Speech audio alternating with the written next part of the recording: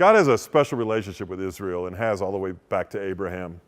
And it's no secret that in other videos you can see the military intervention, the divine intervention to protect Israel as a nation state. The fact they are a nation state, in fact, is miraculous. But they've repopulated land, repurposed the land, they've been reestablished the land, they revived their language. All of the things that were prophetically promised to Israel have come to pass. But that's Israel. That's not you. What is it? God uses Israel in his relationship to the Jews to teach the rest of us what he's like and what being in relationship with him is like. You may be scattered. Maybe you're scattered. Maybe your life is a bit scattered. Maybe you're all over the place. Maybe you lack purpose and direction. And you need to be gathered up again and put into singleness of mind. Like maybe you're scattered with anxiety or fear or worry or dread or purposelessness. Israel was the same. And God promised Israel, he promises you. He promises you he's going to take that fear and that anxiety from you and regather you together for his purpose. That's all found in a relationship with Christ. Maybe, just like God revived the Hebrew language, it was scattered across the earth. It was diluted. It was only in a few books. It wasn't even used. But yet in Zephaniah chapter 3, verse 9, he promised it was going to resurge again as a pure language for his people. I can think back of how I used to speak, what I used to say, how I used to curse people, the profanity that came out of my mouth. The Bible says that out of the abundance of the heart, the mouth speaks. That's what a relationship with Christ is like. He's going to gather you up for a purpose, put you back together again. It says in Colossians chapter 1 that he holds all things together. So you feel like you're falling apart, he wants to hold you together. And he wants to revive your heart again. Out of the abundance of your heart, your mouth will speak. Listen to some of the things that come out of your mouth. The things you don't want to say, but you say. The things you regret having said. That's not a condition of discipline, that's a condition of the heart. If you're not a person of faith in relationship with Christ, you probably feel scattered and you probably have this language issue on some level. The other thing is that Israel received the retribution of the nations. What does that mean?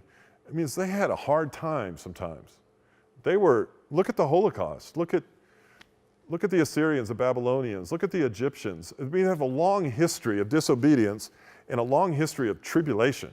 70% of the Jews were annihilated off the face of the earth during the Holocaust. Think about that. And only a few years later, they became their own nation state.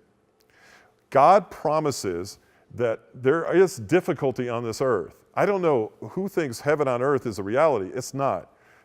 If you've been hurt, you've been abused, you've been neglected, you've been betrayed, you've been cheated on, you've been stolen from, in a relationship with Christ, a friendship, a faith-filled love relationship with Christ, he gathers you together, he revives your heart and your language, and he repurposes you to overcome that. Without Christ, and you've been hurt, I really don't know how you can live without some sense of resentment or bitterness towards those who hurt you.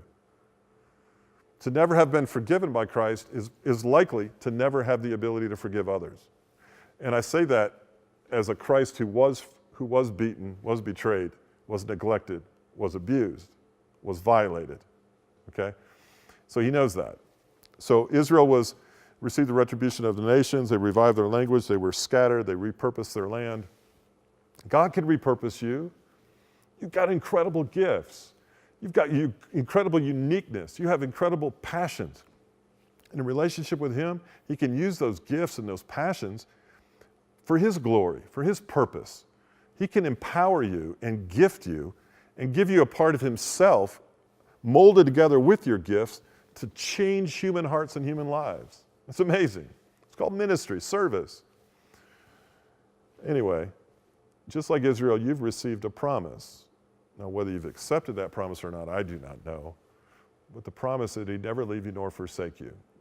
That many are the plans he has for you, declares the Lord. Plans to prosper you and not to harm you. Plans to forgive you. Plans to receive you.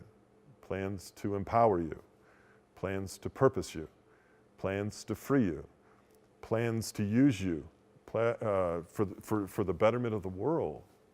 God has a plan and a purpose for you, and he has given you a promise. And what he promises, frankly, he does. Look at the nation of Israel. Look at the miraculous that took place in the wars in some of these other videos. Look at how they're actually a state today in the other videos. Look at how they've actually overcome 5 nations at one time when they really didn't even have a military. I don't know where you are in your life, but if you look at these videos on Israel, here's what you'll come to the conclusion. If he'll do that for them, he'll do that for me. Because he died for them and they rejected him. He died for me and I can accept him. Think about it. You and I need Christ more than we need anything else. If you're looking for a thing to fix you, you need a person. His name is Christ. You're looking for a relationship to fix you, it's not first any other human being.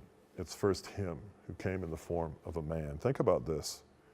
Where are you with this Christ who died for the world and makes himself known through Israel and her history? Think about this. This is very important. There's your life point for today.